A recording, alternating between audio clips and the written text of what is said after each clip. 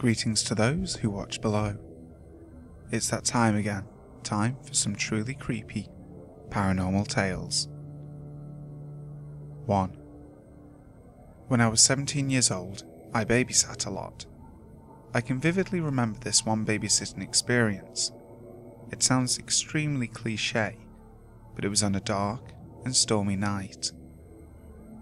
I was watching this little girl named Siobhan.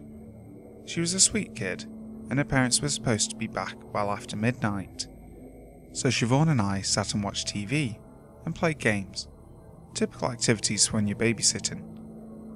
One of Siobhan's friends came over to play, and since it was raining outside and it was really cold and dark, we wound up playing hide and seek. As I was the oldest, it was my duty to seek them first, so I counted to 20 while they went to hide. Keep in mind that these were two little girls who couldn't keep from laughing, so gave away their hiding position pretty quickly. After I was done counting, I saw the door at the end of the hallway moving like there was someone behind it.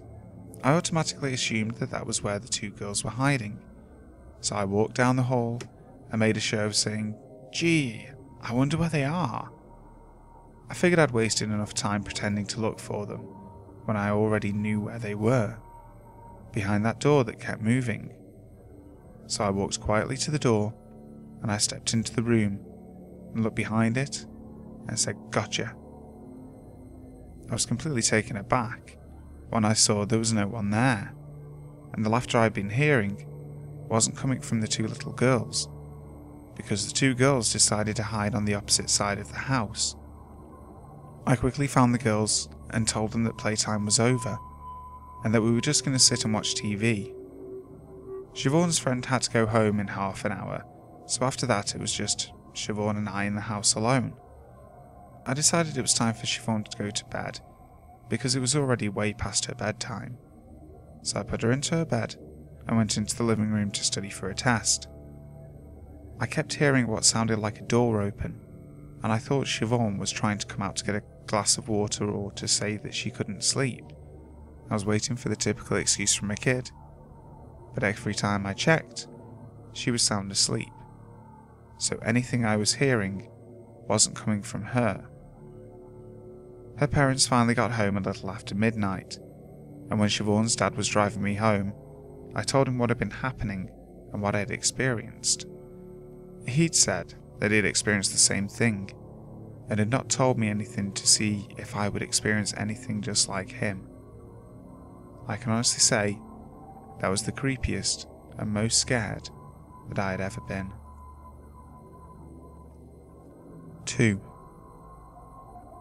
My mother's biker boyfriend had thrown us out of the house, and my mother, sister, brother and I were forced to live in a woman's refuge for domestic abuse. Mum searched and had found a house for us to rent, and we were all so happy to get out of that terrible place. We moved in, and had been in the house for not 6 months when I had my 12th birthday. I was never popular at school, and didn't keep many friends. I just kept to myself. I had a quiet birthday, but was so happy, as Mum had bought me a CD player with a double cassette, and my grandfather had bought me a small TV. After everyone had gone home after lunch, I ran into my room and slammed the door shut with excitement, as those gifts were what I had asked for and wanted. I quickly tuned in the analog TV and had it going just for light and noise, but my main mission was to tape songs off the radio, as cassette 1 could record in slow play, and I taped hours of music happily. It grew dark quickly, I think, because I was so engrossed in what I was doing that I didn't seem to notice that I was now laying on top of my bed in complete darkness. I was lying looking up at the pretty lights of my new stereo, when all of a sudden it felt like lightning went through me. It started from my head and went to my toes. When it happened, I saw bright white when my eyes were closed. I lay there in shock for a while, then all of a sudden I was calm. I rolled onto my side and closed my eyes to convince myself that I had imagined what happened. The tape I was listening to had a thing once it got to the end of the tape. It would make 2 clicks and then play the other side. I heard the clicks, but the music didn't carry on. I thought maybe it was because I had a very old cassette and the player had chewed the tape up before I started recording. I was about to get up to see if it was eating my tape when I heard it. I froze in fear, and the worst terror I have ever felt. I could hear somebody in my room. It sounded like they were in my built-in closet, and they were breathing like they were at the end stages of lung cancer. I froze and couldn't move, I was so scared. It seemed to be very low to the ground. I knew this, as whatever it was crept up to my ear and exhaled horribly. I thought I was going to die, but all of a sudden I jumped up and turned the TV on and my bedroom light and spun around quickly, but saw no one. I cried and sat up the whole night, and after that it took me years to sleep without a light. 3. My husband re-enlisted in Alaska in April 2002.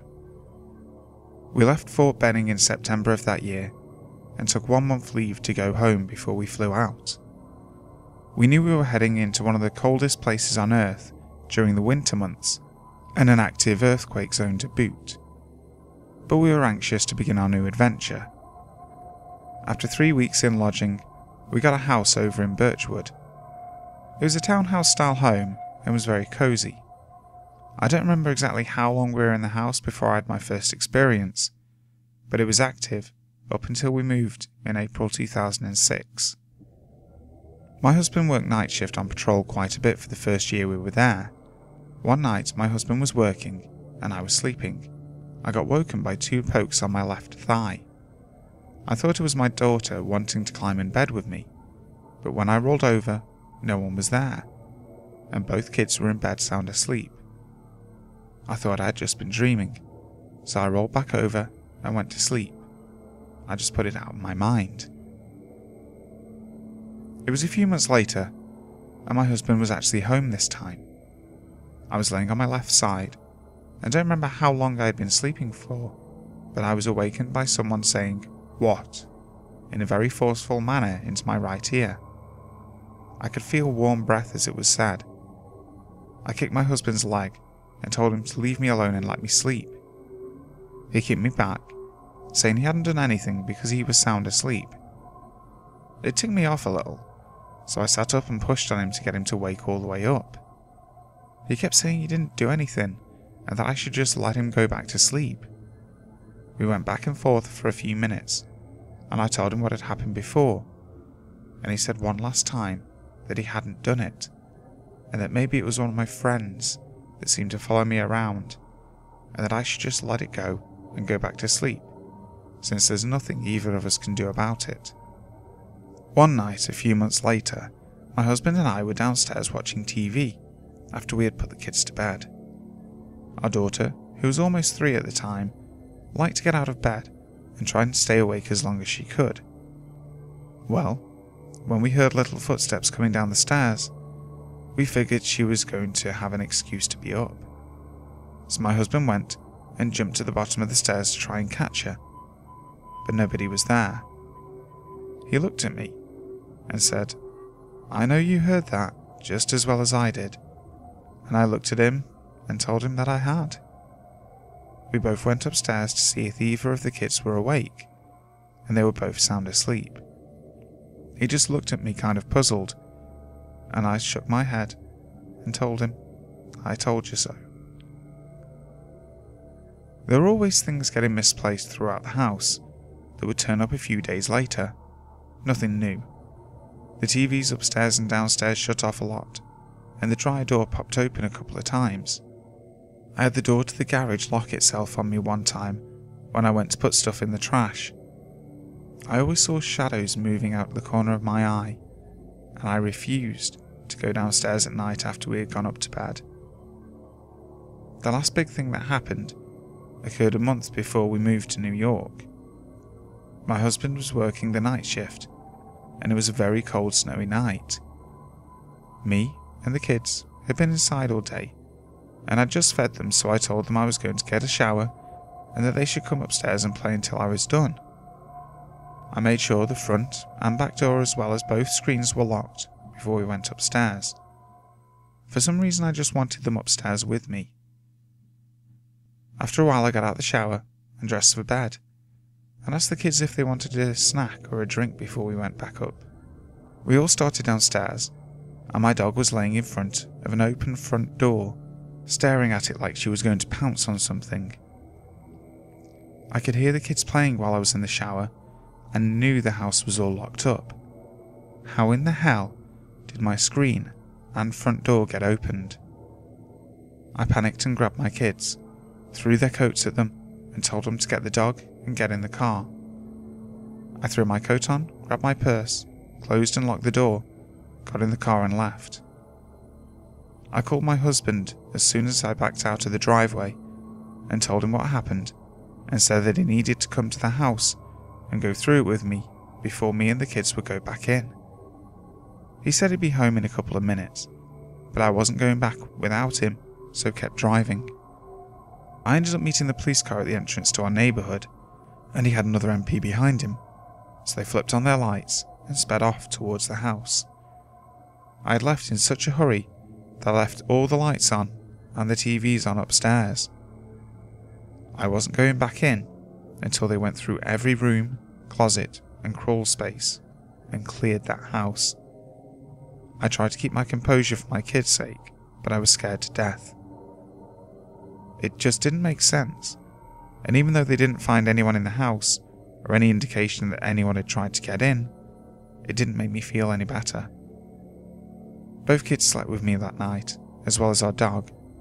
We had taken up drinks and snacks and movies. They got a few toys to play and sleep with, so as soon as we were all settled and my husband had to go, I locked the door and put my baseball bat between the bed and my nightstand. I don't know what good it would have done, since I figured it wasn't something I could see anyway, but it made me feel a little better having it right there. Needless to say, I was not sorry to see us leave that house. I only hope that the next people who moved in haven't had any unexplained happenings like we did.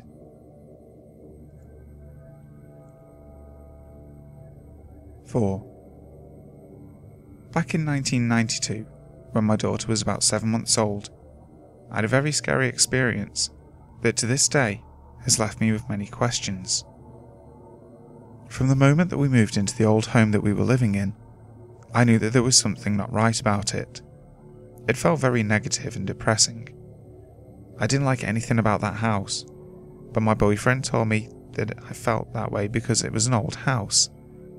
He had never believed in any of my paranormal experiences that I've had previously, because he's never in his life seen or heard anything, so I just left it at that. One night, I was having a very strange dream. In this dream, there was nothing but darkness. There was no floor, no ceiling, just black. All of a sudden, I could see a figure of a man dressed in a white robe, who seemed to be extending his arms downward, as if though he is looking down at something or someone in front of him. I could only see him from his neck down, and he is facing to his left. At that moment, I think to myself that I'm watching Jesus, and when I turn to see what or who he's looking at, I see the devil on his knees looking at him. I was very confused, and asked myself in my dream, why would the devil be kneeling in front of Jesus, as though he was asking for forgiveness? As soon as this thought runs through my head, the devil, or whatever it was, turned quickly to look at me and smiled. It was such an evil smile. At that moment, I woke up to the most horrifying scream that I have ever heard my baby make. I was lying on my right side, and as soon as I woke up to her scream, I felt a very cold gush of air run by my left ear so hard and so fast that I knew that there was something in the room. The window was closed, as it was winter, so it could not have been the wind. My daughter was screaming and crying like someone had physically hurt her, so I jumped out of bed, turned on the light, and ran to her crib. She looked almost purple from how hard she was crying. I picked her up, and as soon as I calmed her down, I put her down to check on her diaper. When I took her pyjamas off, I noticed that her socks were soaking wet. I thought that maybe that she wet her diaper too much and that it was leaking, but when I checked, it was completely dry. I was confused about it, so I checked her crib to see if I've left a bottle that could have been dripping or something. But there were no bottles and everything was dry. It was only her socks that were so wet that when I wrung them, water dripped from them. Her feet were so wrinkly that it seemed that they had been wet for a while. I don't know if my dream had any connection to what happened to my baby, but to this day, I wonder what was in the room that night and what it wanted with my child. My daughter is 23 years old now, and she is much more sensitive than I, so I don't know if maybe that had anything to do with what happened.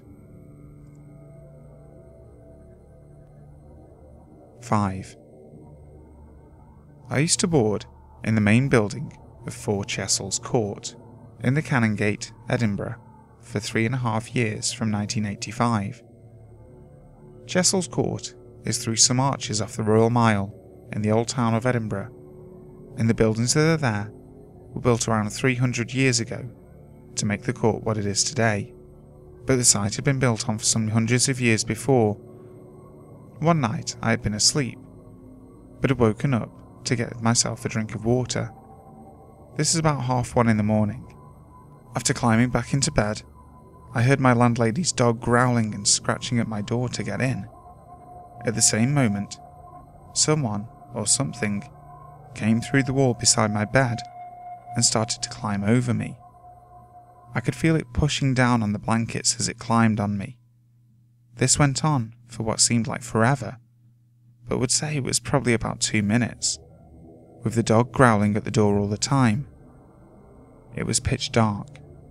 I just froze and wouldn't move. While lying there, I was thinking that if I sat up fast, what would happen? Would I be face to face with something that I couldn't see, as it was so dark? Or would it just go through me? Something that I didn't want to happen for sure. As soon as it got to the other side of my bed and climbed off me, the dog stopped growling and went back to her bed. I waited around a few moments and then got up, turned the light on, and looked about the room and out the window, but there was nothing to be found. The next day, I had told my landlady what had happened, and she said she never heard a thing, and I found that strange in itself, as the dog used to sleep just outside her room, and every other time at night when the dog had got up for whatever reason, she always woke, but not this time. A short time later, a gentleman from the floor below me mentioned how things have changed at Chessel's Court over the 40-odd years he'd been living there. I asked him what he meant. In what way? He said he used to come up to our house and visit an old lady, and they had said that the bathroom used to be where the kitchen was, and the kitchen where the bathroom was, and that the door to my bedroom used to be at the other end where my bed is now. That gave me the answer as to why whoever it was that came through my wall did. It's a well-known fact that if there had been a door moved from where it used to be, then the person who is now a ghost will come through the wall where the door once was. Other folk in the court have said that there were ghosts about the place, but in the years I lived there, this was the only encounter that I have ever had. Hi guys, thank you ever so much for watching today's video. If you enjoyed it, please make sure to like, share, comment and subscribe to the channel. And if you're already subscribed, hit that notification bell so that you'll be informed when I next launch a video.